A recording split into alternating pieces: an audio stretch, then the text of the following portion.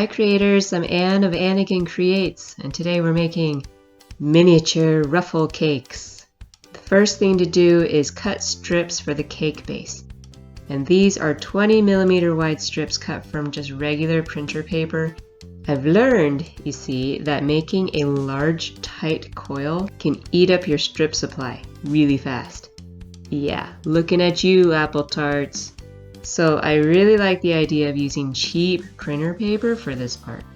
To get the coil started, I get the end of a strip damp with water, put my straight pin just below the edge, and then use both my thumbs to slowly and evenly as I can roll the paper. After rolling a bit, the pin becomes more of a hindrance than a help, so I just take it out and continue rolling by hand.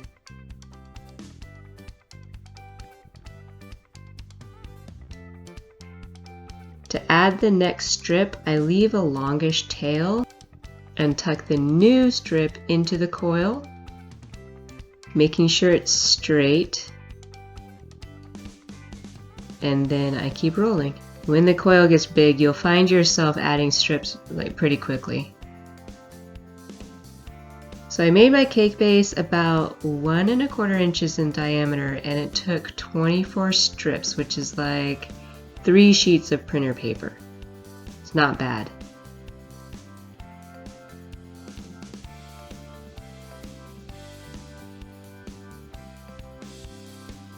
So I'm going to cover the outside of the base with 4 shades of blue. And they're all 5mm strips, and the cake is 20mm tall, so they ought to fit pretty well and cover the whole thing. Cutting the strip to size, and then I'm going to curl it with a quilling needle as if I'm curling ribbon.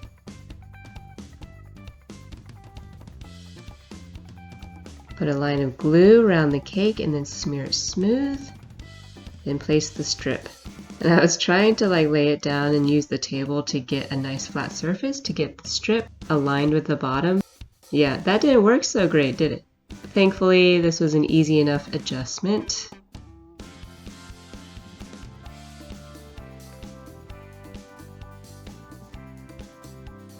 And then you follow the same procedure for the other strips.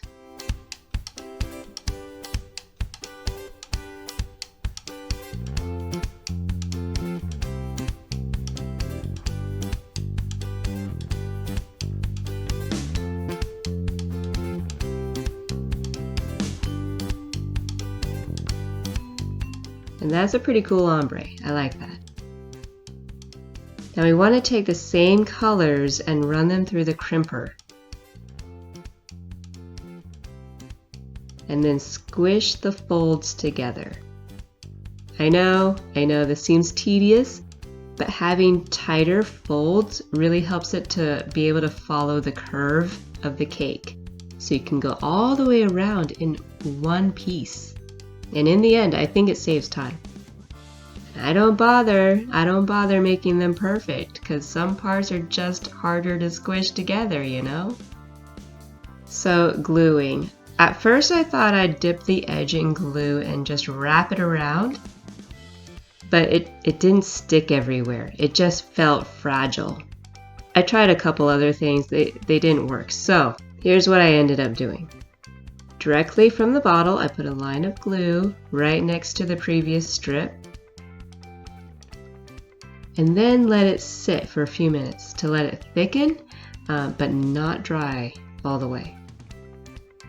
After those few minutes, so you place the strip, the start of the strip to match the start of the other strips, and then going slowly around the cake, you press the strip into the glue, and then you can adjust the positioning as you like as you go.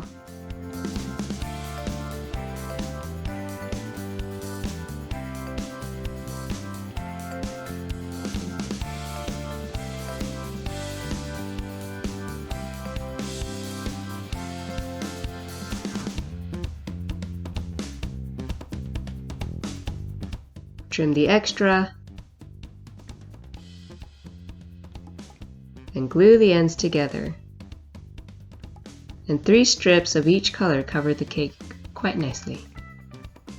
but obviously something has to go on top. And I had some scrap strips of printer paper that I decided to use to make roses.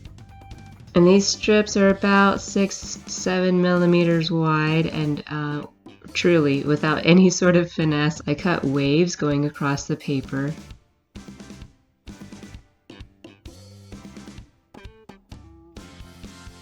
Cutting pretty deeply, but careful not to go all the way through for the last several bumps.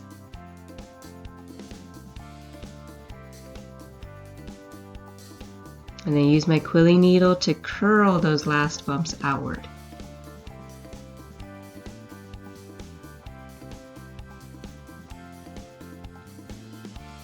Dampen that edge.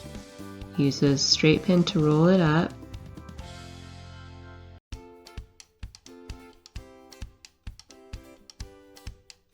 And then let it loosen into, a bumpy loose coil. And you're probably thinking like, well, that was a waste of time to curl those bumps outward. They lost all of that curling outwardness. So now you want to recurl them, and it's actually easier to do since you curled them the first time once already, right? So I think it's worth it. I think.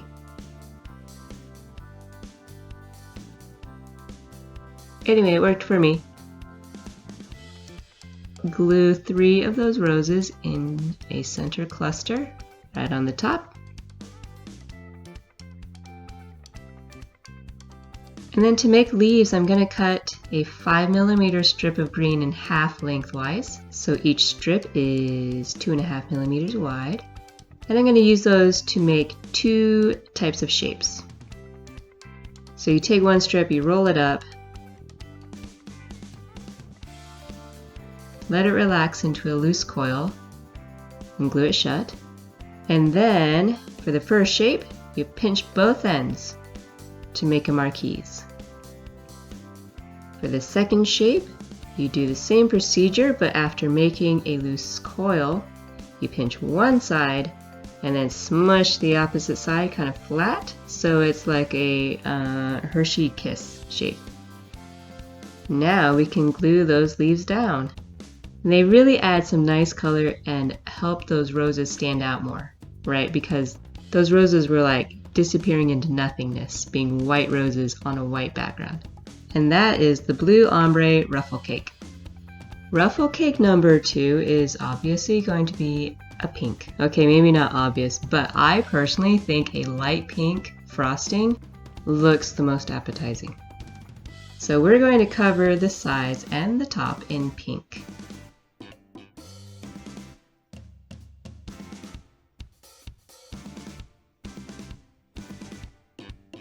And again, I like to put on some glue and then smooth it into a nice, thin, even layer. And I was very happy to have a hole punch that's the right size. But if I didn't, I was just going to take the base and trace it and then cut that out with scissors. Don't think that would have been hard. Trying to make sure that the edges are glued down pretty securely, as much as possible, as smooth as possible. For the ruffles, I'm cutting several strips of pink paper, 5 millimeters wide, the same pink paper that I used for the sides and the top. But these 5 millimeter strips, I want them to be longer than the cake is tall, and that's because when you crimp them, they get shorter. I'm also rounding one end to make them tapered at the top. Then I feed them through the crimper flat end first. I found if I put the tapered end in first, it would tilt the paper and then the crimps would come out slanted. Not what I wanted. So, flat end first. Alright, to glue down, put a line of glue directly from the bottle. And then put on a strip matching the top of the strip with the top of the cake. Gluing the ruffles on this cake is way faster and simpler than the other one. There's no need to squish the folds together, and there's no need to let the glue sit either before adding the strips. I mean, granted, you've got like lots of short strips to glue on, but I did think that it went pretty quickly.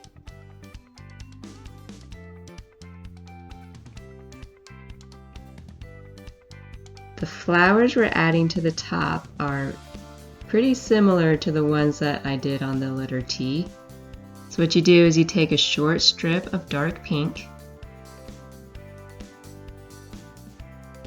and make a marquise shape. And then cut an even shorter strip of green, fold it in half, and then gently curl each side outward.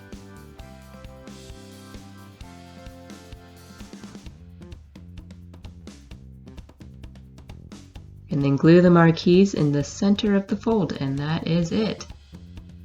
Now once the ruffles are all dried, you can cut off the extra lengths so they're even with the bottom of the cake.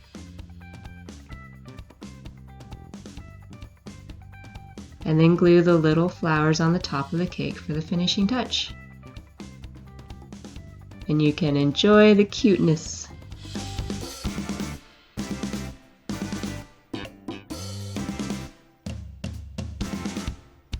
Thanks for watching.